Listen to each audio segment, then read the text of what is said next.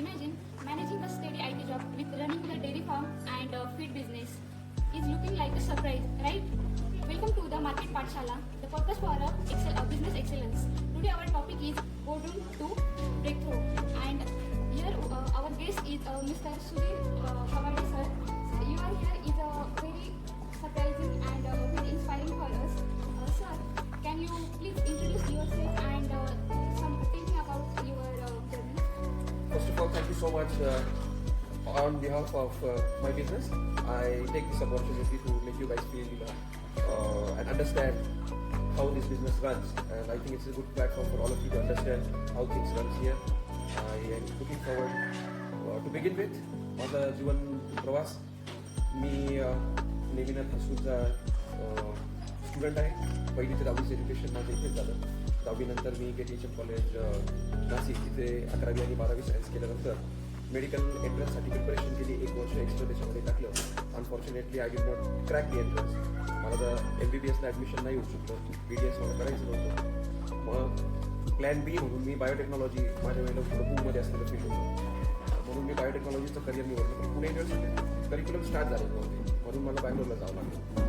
2003 पासून 2006 पर्यंत मी Bangalore युनिव्हर्सिटीमध्ये BSc biotechnology complete केलं. आणि तिकडून परत आल्यानंतरही आता करिअरला सुरुवात कशी करायची, नेमकं काय करायचं याची आयडियाच नव्हती. मग 2-3 सजेशन्स घेऊन बायोटेक्नॉलॉजीशी संलग्न इथेनॉल प्रोडक्शनवर काम करायचं माझा पर्सनल इंटरेस्ट होता. म्हणून वसंतदादा शुगर इन्स्टिट्यूटची शरद पवार साहेबांची एक संस्था आहे नावाजली, तिच्यामध्ये मी अल्कोहोल टेक्नॉलॉजीचा 1 वर्षाचा एक पोस्ट ग्रॅज्युएट प्रोग्राम केला.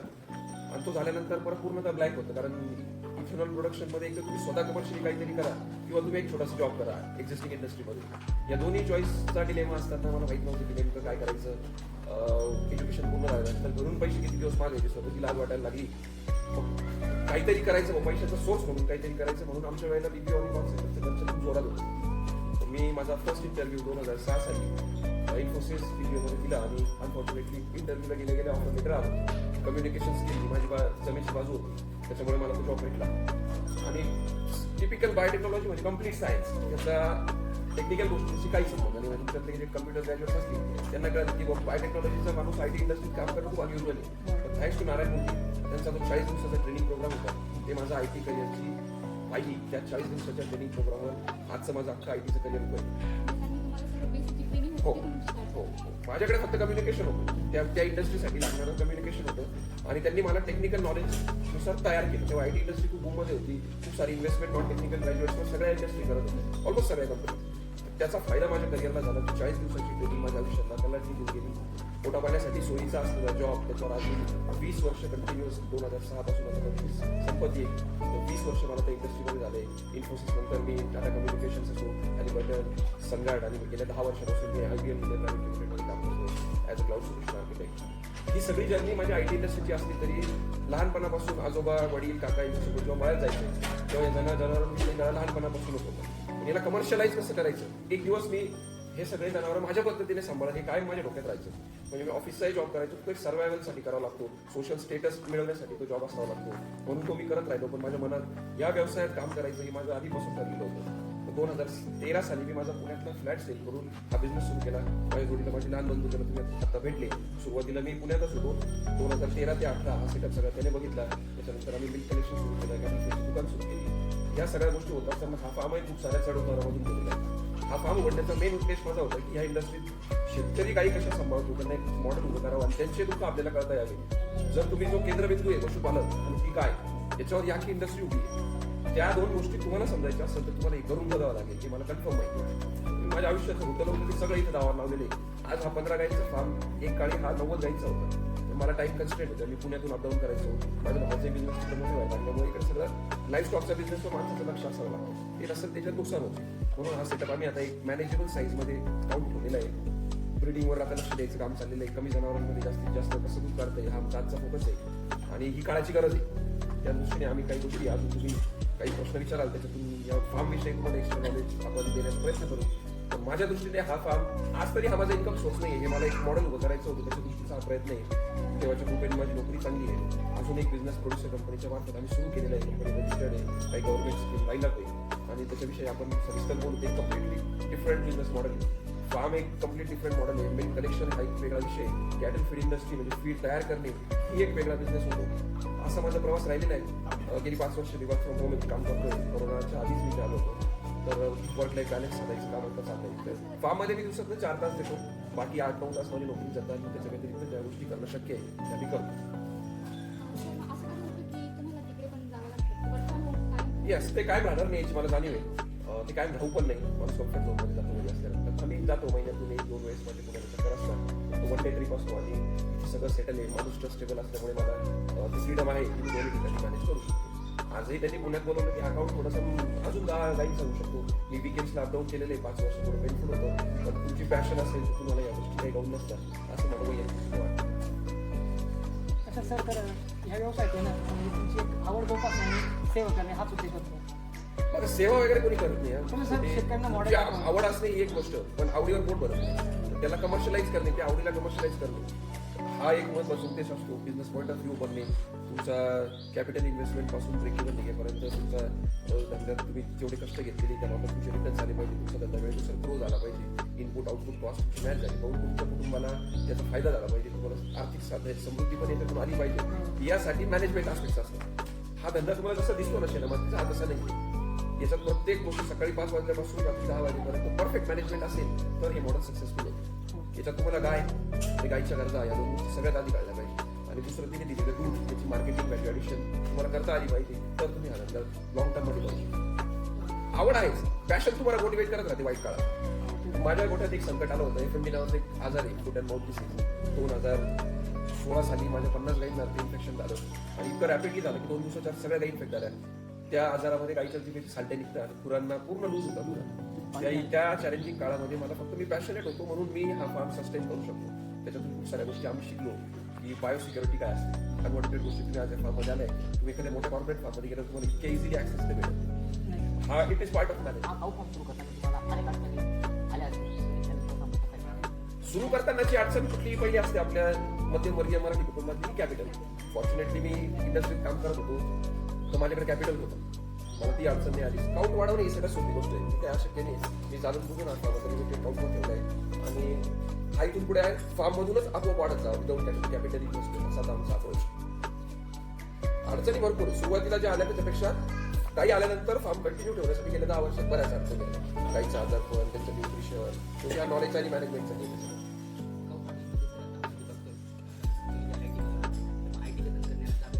हो आहे definitely. Internet of thing IoT मध्ये IoTचा वापर आमच्याकडे बऱ्यापैकी करतात. आता गाईच्या गळ्यामध्ये तुम्ही काही पट्टे बांधलेले बघितले असतील व्हिडिओमध्ये, त्याला ट्रान्सपॉन्डर्स म्हणतात. त्या ट्रान्सपॉन्डर्सला सेन्सर्स असतात. गाईचं टेम्परेचर, तिची ऍक्टिव्हिटी हे सगळं त्याच्यातून रेकॉर्ड होतं. त्याच्यातून एक डेटा कन्साईन करून AI त्याला अनालाइज केलं जातं. म्हणजे असले AI कॅमेरे ज्याच्यानी गाय प्रेग्नेंट की नाही तिच्या ओव्हरऑल व्हिडिओ शूटमधून आता लक्षात येतं इतके होती. पण सगळ्यात जास्त वापरली जाणारी टेक्नॉलॉजी IoT आज. म्हणजे जेव्हा जसं तुमचा काउंट वाढेल तुम्ही प्रत्येक गायीवर पर्सनली लक्ष नाही ठेवू शकत. गाय जेव्हा आजारी असते तेव्हा ती स्लगिश असते, तिच्या ऍक्टिव्हिटीज कमी होतात. गाय जेव्हा हिटवर येते तेव्हा ती अग्रेसिव्ह असते, खूप जास्त हालचाल करते, आवाज करते. तुम्हाला त्या सेन्सरच्या रिडिंग घेऊन कळतं तुमच्या मोबाईलवर. इतकी टेक्नॉलॉजी या व्यवसायात आज वापरली जाते. भारतात नाही महाराष्ट्रात पण वापरली जाते. मी पण 5-10 गायींचा डेमो घेतला होता. आता लॉंग टर्म मध्ये जेव्हा तुम्ही म्हटले की मला परत जावं लागलं तर मी काय करेन, परत जावं लागलं तर मी CCTV टाकेल आणि IoT वापरेल की मला दिवसभर तुम्ही कधी पाहू शकतो कोणती गाय आजारी आहे का, कोणती गाय हिटवर आलेली आहे का, काही प्रॉब्लेम आहे का. आमचं कम्युनिकेशन असतं रेग्युलर.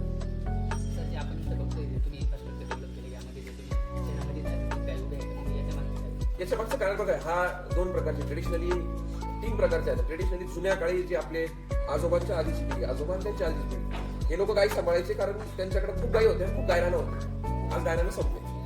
कसे काय हा विषय वादाचा असू शकतो, पण आज गायरानांची संख्या कमी झाल्यामुळे एवढे जनावरं सांभाळणं कोणालाही शक्य नाही. मग आला लोक छोटा गोठा बांधून लोक गाय बांधून ठेवायची, तिला जे राखी ती बुडवायची. त्याचे काही ड्रॉबॅक्स आम्हाला गेल्या 10 वर्षात 20 वर्षात लोकांना कळाले की बांधून ठेवली ती गायचं डायजेशन चांगलं नसतं, तिचे बुक्स म्हणजे पुरं खराब होऊ शकतात. सगळ्यात मेन तर डायजेशनच. खूप सारे हेल्थ इश्यूज तिला बांधून ठेवा. मस्टायटिस नावाचा एक आजार आहे. तिचं मिल्क किट्स मधून बॅक्टेरियामध्ये गेले की तिची कास सुचते आणि तिचं पूर्ण अडर डॅमेज होण्याचे चान्सेस असतात. हा मस्टायटिस नावाचा आजार होऊ नये हा बांधलेल्या गायींना जास्त होतो. खूप संचार कुठे याला म्हणतात लूज हाऊसिंग फार्म. गायी मोकळ्या असल्याचा फायदा त्यांचं डायजेशन सुद्धा. दुसरं त्यांना वाटेल तेव्हा पाणी पितं. एक गाय उन्हाळ्याच्या दिवसात दिवसभरात 200 लिटर पाणी पिते. तुम्हाला याच्यावर विश्वास बसणार नाही. आमच्याकडे व्हिडिओ शूटिंग आहे त्याच्यात. गायच्या पाण्याची रिक्वायरमेंट ट्रिमेंडस 700 किलोचं बॉडी वेट, आपल्याला 5 लिटर पाणी लागतं 70 किलोसाठी. 700 किलोसाठी त्यांना कमीत कमी 50 लिटर ऍब्सॉर्प्शन झालेलं पाणी लागतं. बाकी ते घेता किती, बाकीचं त्यांच्या किडनीतून जाईल, बाकी युरिन मधून जाईल. 150-200 लिटर गाय पाणी पिली पाहिजे तेव्हा ती 25-30 लिटरच्या वर पिऊ शकते. Water is very important, sunlight is very important, ventilation is very important. त्याच्या या बेसिक गरजा आहेत. हे फार्मचं स्ट्रक्चर उभं करताना तिला लागणाऱ्या गरजा सायंटिफिकली तुम्ही द्यायच्या. खूप हेवी इन्फ्रास्ट्रक्चर असं हेवीच पाहिजे असं काही नाही. तुम्ही बांबू बल्ल्यामध्ये पण शेड बांधा, गाई मुक्त ठेवा, त्यांना 24 तास पाणी अवेलेबल होईल याची काळजी द्या, तिला लागणारं न्यूट्रिशन द्या आणि हॅपी आणि हेल्दी काऊस चांगलं दूध देते याच्यावर माझा पूर्ण विश्वास आहे. जसं तुम्ही बोलले आता की तुम्ही अजूनही IT व्यवसायात काम करताय सर. IT आणि काऊ फार्मिंग खूप वेगवेगळ्या दिशेला जाणारे व्यवसाय सर. या दोन्हीचा तुम्ही समतोल कसा राखता? समतोल मला नाईट शिफ्ट असल्याचा मला फायदा झाला. गेली 20 वर्ष मी कधी 9 to 5 जॉब केला, माझ्या नशिबात नाही. मग दिवसा मी सकाळी कामावर असतो 2 तास, संध्याकाळी 1-3 तास, संध्याकाळी 6ला माझा ऑफिसचा टाइम सुरू 2 वाजेपर्यंत असतो. 6 माझा ओव्हरलॅप असतो 1 तास. मी घरी माझी कॉन्फरन्स कॉल करतो, मग 1 चक्कर फार्मवर मारतो, परत केल्यावर माझं ऑफिसचं काम करतो.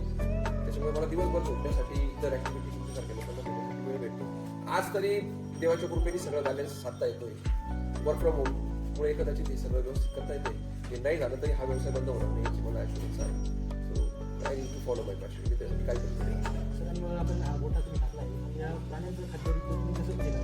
तुम्हाला पूर्ण न्यूट्रिशन या विषयावर थोडा डिस्क्रिप्टिव्ह टॉपिक येतो, पण मी तुला सांगतो साधा प्रश्न मी तुम्हाला विचारतो, इंटरॅक्टिव्ह ठेवायची बरोबर. 20 लिटर दूध देणाऱ्या गाईला नेमकं लागतं काय, किंवा 1 लिटर दूध तयार करण्यासाठी तुम्ही गाईला काय द्या, गाईला पाहिजे काय, गायची गरज काय, हा प्रश्न मी तुम्हाला विचारायचं उत्तर काय असतं. सांगायला गेलं तर जे असे म्हणजे आपण क्रॉप टाकतो ते क्रॉप असं म्हणजे ताजं पाहिजे. तर तुम्हाला कंटेंट सांग काय काय गाईला देऊ शकतो. सर आपण न्यूक्लियर देऊ शकतो, चारा देऊ शकतो, चारा डायरेक्ट शॉट. अजून चाऱ्यामध्ये 2 प्रकार आहे, द्विदल वर्गीय, एकदल वर्गीय आणि कोरडा, 3 प्रकार. हे तिन्ही चारा कॅटल फीड फक्त त्यांच्या एनर्जी रिक्वायरमेंट. आता माझा मूळ प्रश्न होता की 25 लिटर दूध देणाऱ्या 600 किलोच्या गाईला नेमकं काय लागतं, तिला लागत्या ऊर्जा, विटॅमिन्स आणि बेनिफिट्स. हे तुम्ही कुठल्या फॉर्म मध्ये देताय, किती कॉस्ट इफेक्टिव्ह देताय, तिचं युटिलायझेशन गाय कशी करून घेते याच्यावर तुमच्या मिल्क प्रोडक्शन डिपेंड असतं, दुधाची क्वालिटी डिपेंड असते. खूप अभ्यासाचा विषय मी तुम्हाला शॉर्ट मध्ये नाही सांगू शकत, पण एक ड्राय मॅटर एक थंब रूल असतो गाईच्या वजनाच्या 2.5% ड्राय मॅटर. तर ड्राय मॅटर काय असतो, मी आता आपण सायलेज मूल असतो तो टाकला किंवा कुठल्याही प्रकारच्या चाऱ्यातून सगळं पाणी काढून घेतल्यानंतर जे उरलेलं वजन आहे त्याला म्हणतात ड्राय मॅटर. हिरव्या चाऱ्यात 90% पाणी असतं, सायलेजमध्ये 60% पर्यंत पाणी असतं. तुम्ही ते पूर्ण पाणी काढून घेतल्यानंतर जेवढं जे उरेल असं तिच्या वजनाच्या 2.5 किलो म्हणजे 500-2.5% फॉर्म ऑफ डिफरंट फॉडर्स. त्याच्यात काही कॅटल फीड असेल, काही ड्राय फॉडर असेल, काही ग्रीन फॉडर असेल. त्याचं एक परफेक्ट कॉम्बिनेशन त्याला टोटल मिक्स रेशन असं म्हणतात. जे आता प्रोड्युसर कंपनीबद्दल आपण जेव्हा बोलू तेव्हा मी विस्तृत PMR बद्दल बोलू. तुम्ही बघितलं असेल मोठ्या कमर्शियल फार्मवर सगळं एकत्र करून त्याची मिक्सिंग केली जाते, तो जो भत्ता असतो त्याला म्हणतात total mix ration. It is a pre design feed to satisfy all the nutritional requirement of a territory. आपल्याकडे ती फिडिंग केली जात नाही कारण एवढ्या छोट्या फार्मवर ते शक्य होत नाही, कॉस्ट इफेक्टिव्ह होतं. 50पेक्षा जास्त गाई असल्यानंतर ते वॅगन वगैरे घेऊन तशा टाईपची फिडिंग केली जाऊ शकते आणि त्याला कमर्शियलाइज करायचा प्रयत्न करतो आम्ही. डेअरी इंडस्ट्री, पोल्ट्री इंडस्ट्री याच्यात एकमेव मोठा फरक आहे की पोल्ट्री इंडस्ट्री ऑर्गनाइज आहे, डेअरी इंडस्ट्री बिलकुल ऑर्गनाइज आहे. पोल्ट्री इंडस्ट्रीत FCR काढता येतो, डेअरी इंडस्ट्रीत FCR काढता येतो. कुठं काय खाते किती जातं कुठे त्याचं कॅल्क्युलेशन खूप मोठा फार्म असेल तरी पण बसत ते काढता येते. तुम्हाला मंथ एंडला उरता की याच्यावरूनच ठरवायचं की तुम्ही प्रॉफिटेबल आहे. तर तुम्हाला मला विनंती आहे तुमच्या मॅनेजमेंटच्या स्टुडंट्सला की डेअरी फार्मिंग मध्ये जे अनऑर्गनाइज फार्म आहे त्यांचं FCR काढण्यासाठी तुम्ही काहीतरी टेम्पलेट किंवा इनपुट आउटपुट शीट तयार करा. त्याच्यावर तुम्ही ब्रेन स्टॉर्मिंग करा. मी तुम्हाला इनपुट्स देईन, तुम्ही FCR किती इफेक्टिव्हली किमान 5% कमी जास्त आला तरी चालेल, पण ते ॲज अ प्रोजेक्ट म्हणून करा. ती काळाची गरज आहे. काही दिवसांनी कमर्शियल फार्मर्स सस्टेन होतील. 1, 2, 5 गाई सांभाळणाऱ्या शेतकऱ्यांचे फार्म्स खतम होतील. आजची परिस्थिती तशी आहे, पावसाचा भरोसा राहिला आहे, दिवसेंदिवस चाऱ्याला लागणारं क्षेत्र कमी होत चाललेलं आहे. तुम्ही कमी गाईंमध्ये जास्त दूध काढणार नाही, हा व्यवसाय साधणार आहे. सो तो कॉस्ट इफेक्टिव्ह असावा, तो प्रॉफिटेबल असावा, तो सस्टेनेबल असावा. याच्यासाठी मॅनेजमेंट आस्पेक्ट्स त्याला कसे अप्लाय करता येतील याच्यावर तुम्ही थोडंसं एक तुमच्या कॉलेजने केलेला मला आनंद होईल. आणि शिकले सवरलेले डेअरी फार्मर्स महाराष्ट्रभर इंडियन डेअरी फार्मर्स असोसिएशनच्या मार्फत आपण एकत्र असतो, या गोष्टीवर आपली चर्चा होती. तुम्ही तो ॲज अ प्रोजेक्ट केला तर तुम्हाला लागलेली इनपुट्स मी नक्की देईल, पण याच्यावर काम करा. आणि सर पुढचा प्रश्न असा आहे सर की सर आपण बघतो की खूप सारे जे छोटे छोटे शेतकऱ्यासाठी गाई वगैरे ते बार्ली किंवा आपण त्याला बियर म्हणतो सर की गाईंना खायला घालतात ते शेतकरी. जर ते खायला घालणे आणि आपला अजून नैसर्गिक चारा आहे जो मुरघास वगैरे असेल तर या गाईवर कशा प्रकारे इम्पॅक्ट पडतो गाईच्या डायजेस्टिव्ह सिस्टमवर? Good question. हा कुतूहलाचा विषय जे लोक स्पेशली गाय सांभाळत नाही बाहेरून बघतात त्यांच्यासाठी. बार्ली काय नेमकं माहिती तुम्हाला? बियर तयार होताना ग्रेन पासून बिअर तयार होते फर्मेंटेशन प्रोसेस. जो उरलेला चोथा आहे तो again fermented grains nutritional value त्याचे एक्सलंट असतात. Excellent easily digestible total digestive nutrient TDN नावाचा एक प्रकार असतो. तुम्ही गाईला खाऊ घातलेल्या अन्नापैकी तिला डायजेस्ट झालेली न्यूट्रिएंट्स टीडीएन म्हणतात त्याला. ज्याचं टीडीएन व्हॅल्यू एकदम जबरदस्त असतं. त्याच्यामुळे ते तिला इन्स्टंट एनर्जी अवेलेबल होती. गाई इन्स्टंट एनर्जी अवेलेबल झाली ती गाईचं एनर्जी युटिलायझेशन असं असतं. तिला रोज लागणाऱ्या ऍक्टिव्हिटीसाठी ती काही वापरते. तिच्या वासराच्या म्हणजे पोटात वासरू असेल तर वासराच्या वाढीसाठी वापरते. किंवा गाय जर डिलिव्हर झाली काय असेल तर तिची रोजची शरीराची झालेली चीज भरून काढण्यासाठी पहिले ऊर्जा वापरते. मग तिच्या रोजच्या ऍक्टिव्हिटीसाठी वापरते. मग ती हिटवर येण्यासाठी ती ऊर्जा वापरते. मग मिल्क प्रोडक्शनसाठी वापरते. म्हणजे मिल्क प्रोडक्शन आहे तिची लास्ट प्रायोरिटी. गाय दूध तिच्या वासरासाठी तयार करते, तुमच्यासाठी तयार करत नाही. तिला तिच्या वासराला लागतं तेवढं दुधाची गरज आहे. बाकीचा आपला फायदा आहे म्हणून आपण तिला सायंटिफिकली तिच्या गरजे एवढ्या गोष्टी देण्याचा प्रयत्न असतो. जुने लोक गरजे एवढं दूध काढायचे, बाकीचं दूध वासरू द्यायचे. आजच्या काळात आपण आपला हव्यास आहे, आपली लोकसंख्या वाढली आहे, आपल्याला हे कमर्शियलाइज करायचं आहे म्हणून आपण या गोष्टी केलेल्या आहेत. तुम्ही तिला आता मोकळी करा, तिला वाटेल तेवढं चारा खूप परत येईल. तुम्ही नाही दिलं तरी येईल. आता आमच्या काही बाहेर जातात. फॉर्च्युनेटली मी हे गाईला देऊ शकलो की आमच्याकडे ते लँड आहे, त्याचं ग्रेझिंग करू शकतो. पावसाळ्याच्या दिवसात खूप फायदा होतो त्याचा की बाहेर गाय फिरल्याचा इम्पॅक्ट वेगळाच असतो. तर बार्लीच्या विषयी बार्लीचे टीडीएन जास्त असल्यामुळे तिची एनर्जी इन्स्टंट भेटते. बार्ली खाऊ घालणे हा प्रॉब्लेम नाही. बार्लीमध्ये फंगस ग्रो होते का व्हाईटबोर्डवरती, ती फंगस आपला टॉक्सिन्स तयार करते. ते गाईच्या पोटात गेल्यानंतर एक्स्ट्रीमली इंजुरियस. गाईचा तिचा पीएच इम्बॅलन्स होतो. गाईच्या पोटात असलेली जी बॅक्टेरियाचा फ्लोरा आहे तो डिस्टर्ब होतो. हे त्याचे ड्रॉबॅक्स.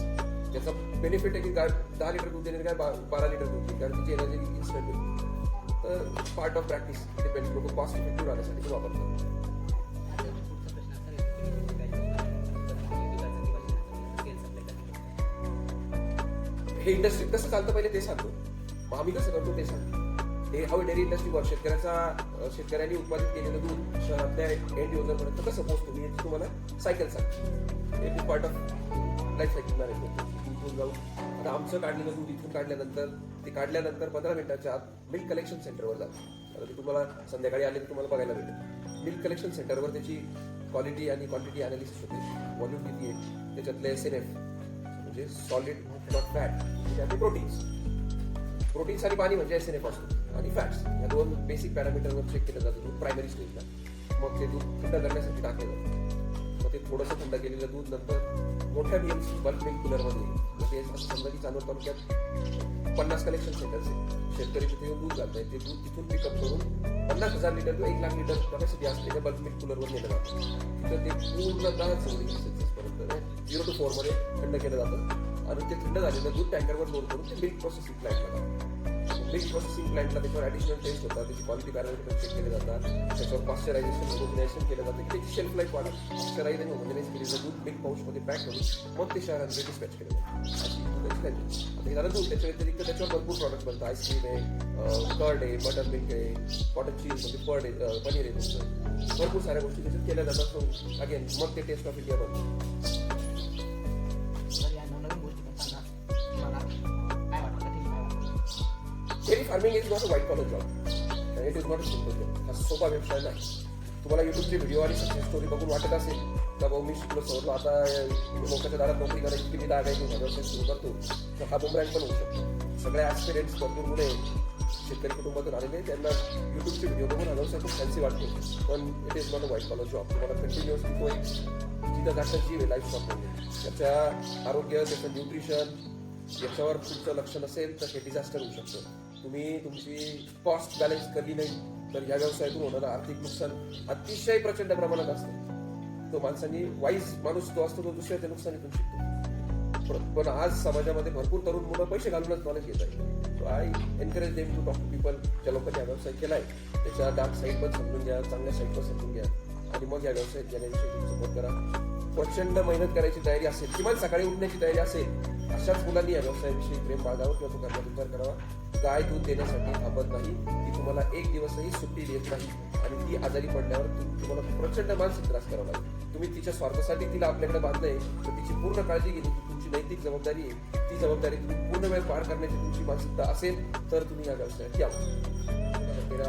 तुम्हाला गायीविषयी खूप कमी नॉलेज होतं, पण आजूबाजूला वयस्कर लोक आहे, तरुण पिढी जे लहानपणापासून बघताय, त्या लोकांमुळे माझा हात उभा राहिला. माझं कुटुंब, माझे लहान बंधू, आई वडील, थोडंसं क्रिटिसिझम त्यांना पण वाटलं सुरुवातीला की यार काय करतोय, पुण्यात एवढी छान नोकरी आहे आणि हे काय करतोय. तर सुरुवातीला कुटुंबाला कन्व्हिन्स करायला थोडा वेळ गेला, पण तुमचं जुनून असलं की ते पण चालतं. मग कुटुंब मोठं आहे, कुटुंबाचा आधार तुम्हाला पाहिजे. सिंगल माणूस हा व्यवसाय करू शकत नाही. फॉर युअर लाईफ इन्फॉर्मेशन, तुम्हाला कुटुंबाची ताकद त्याच्या पाठीमागे असावी लागते. थोडंसं ॲग्रिकल्चर लँड पाहिजे, 50% चारा तरी तुमचा घरचा असावा या व्यवसायासाठी.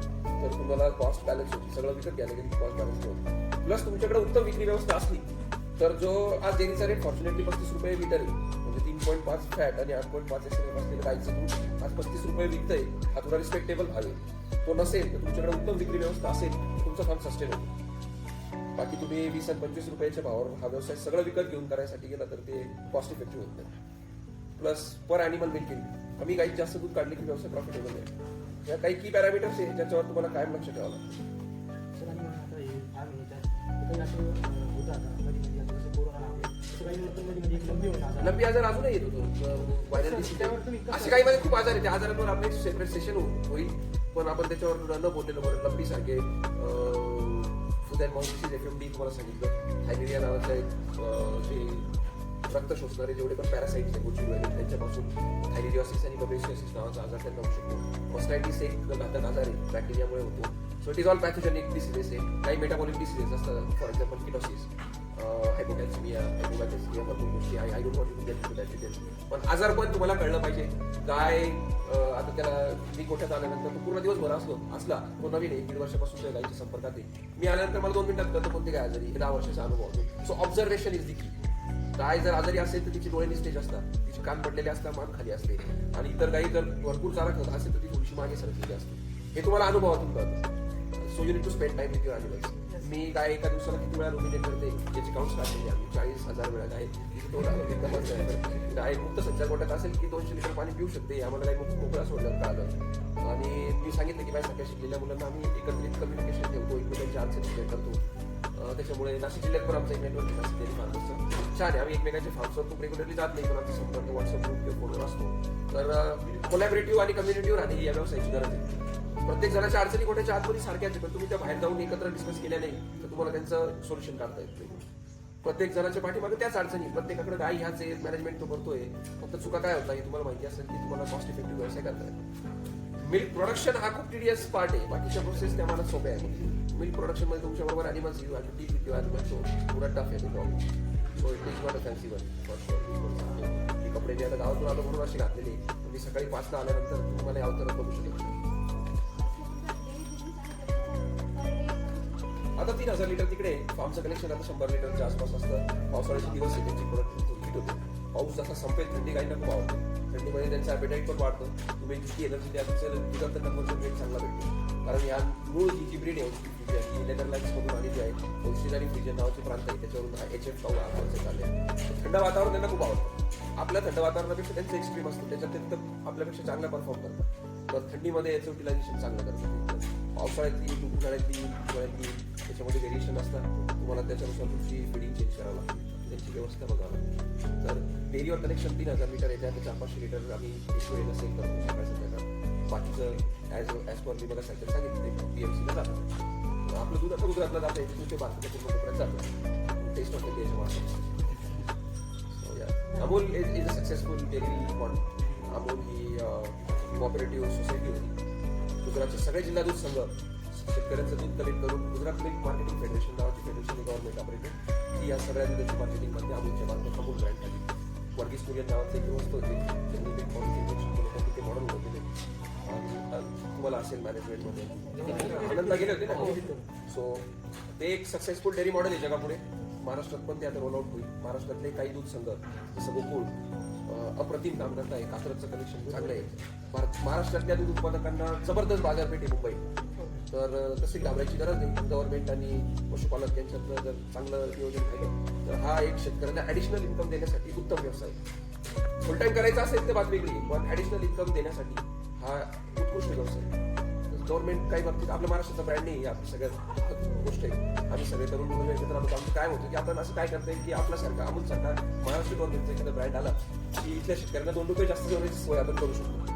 आता माझ्या माहितीनुसार महाराष्ट्रात पण सगळे जिल्हा लेवलचे दूध संघ ऑपरेशनल होतील. त्यानंतर काय शेवटचा प्रश्न असा आमचा की सर ते आमच्यासारखे भरपूर असे तरुण ज्यांना आपण नोकरी करावी, व्यवसाय करावे, ते या संभ्रमात जगताय, सर त्यासाठी तुम्ही काय सल्ला द्याल? हा व्यवसाय करावा की नाही म्हणून पहिले काय होतं माहिती का, लोकांना तरुण मुलांना असं वाटतं की गाई सांभाळणे हा एकच व्यवसाय आहे याच्यात. आता आपल्याला तरी आपण थोडंसं कंपनीबद्दल बोललं नाही, तो पॉज करून आपण एक सेपरेट बिझनेस टॉपिक घेऊ, तो बिझनेस पॉईंट ऑफ व्ह्यू. पण तरुण मुलांनी या व्यवसायात करण्यासाठी खूप साऱ्या गोष्टी काहीच सांभाळल्या पाहिजे असं काही नाही. आता ते सायलेन्स मी तुम्हाला दाखवलं, तो तयार करायचा एक सेपरेट व्यवसाय आहे. त्याच्यासाठी गव्हर्नमेंट अनुदान देते 50% आता. कारण तुम्हाला सांगितलं चाऱ्याचं क्षेत्र कमी होत आहे, तर हे केलं तर जनावरांची न्यूट्रिशनल रिक्वायरमेंट पूर्ण होती. मग गव्हर्नमेंट त्याच्यावर पैसे इन्व्हेस्ट केले. Government national life stock mission नावाची एक योजना आहे, त्याच्यामध्ये 50% सबसिडी आहे. तुम्ही 1 कोटीचा प्रोजेक्ट केला की 50 लाख रुपये तुम्हाला सबसिडी भेटते. तुम्ही एक प्रायव्हेट लिमिटेड कंपनी 2-3 जण मिळून स्टार्टअप चालू केला तरी होतं. उत्तम व्यवसाय, तो व्हाईट कॉलर पण होऊ शकतो. थोडंसं शेतमध्ये नाही राहायचं असेल तर. मिल्क कलेक्शन आहे बिझनेस आहे. मिल्क प्रोसेसिंग छोट्या स्केलवर आता मी स्वतः केलं आहे. पनीर, दूध, दही हे आयटम तुम्हाला चांगलं तुम्ही तयार करू शकता. हा नंतर मिल्क पाउचिंग तुम्ही करू शकता. तर गाईची पॅथॉलॉजिकल लॅब इन्व्हेस्टमेंट करून कोणी टाकू शकतो, कोणी कॅटल फीडची दुकान टाकू शकता, कॅटल फीड तयार करू शकता. डेअरी इंडस्ट्रीमध्ये बऱ्याच बिझनेस आहे. तुम्ही युट्यूबवर बघायचं गाई घ्यायचं, हा एकमेव बिझनेस नाही फक्त. त्याला जास्त हायलाईट भेटते की लोकांना तो कुतूहलाचा विषय वाटतो. गाय बघायला सगळ्यांना छान वाटते. आपल्या संस्कृतीने गायला खूप सारं महत्व दिलेलं आहे. तर तो थोडासा लोक युट्यूब व्हिडिओ बघून सगळ्यांना वाटतं की दूध व्यवसाय केला पाहिजे. पण मी तुम्हाला मला सांगितलं की तो टफ जॉब आहे. तुम्ही मेंटली मोटिवेटेड पाहिजे, तुम्हाला त्याची पॅशन पाहिजे. पैसा म्हणून तुम्ही याच्यात आले की संपतो. तुम्ही सॅटिस्फॅक्शन पैसा येतो व्यवसाय, तुमचे मॅनेजमेंट आस्पेक्ट परफेक्ट असते, न्यूट्रिशनल हेल्थ आणि मॅनेजमेंट या 3 कॉम्बिनेशन कंप्लीट असते की बिचारी लक्ष्मी पैसे देतो 100% देतो. हे असं आहे. तर मित्रांनो, तुम्हाला नक्की समजलं असेल की आमच्या पॉडकास्टचं मार्केट की पाठशाला असे नाव का दिले. तर अशा आजचे आपले जे गेस्ट होते आदरणीय सूर्यजी कबाडे सर यांनी आपला जीवनाचा अगदी आनंददायी व चढ उतारीचा प्रवास आपल्यासोबत शेअर केला. म्हणजे जर आपल्या जिद्द, मेहनत आणि चिकाटी असेल आणि यश आपल्याला हवंच असेल तर अगदी आपण IT सारख्या व्यवसायातून देखील आपण फार्मिंगकडे येऊ शकतो आणि अशक्य गोष्टी आपण शक्य करू शकतो, हे आज आपल्याला सरांनी शिकवलंय. तर मार्केट पाठशाला the podcast for business excellence ऐकण्यासाठी व आजचे श्रोते लाभले आम्हाला या तुमच्या सर्वांचे मी मनापासून आभार मानतो. आणि असेच नवनवीन खूप साऱ्या यशस्वी गाथा तुमच्यापर्यंत आम्ही घेऊन येत आहोत. ते आमच्या मार्केट की पाठशाला या पॉडकास्ट. थँक्यू.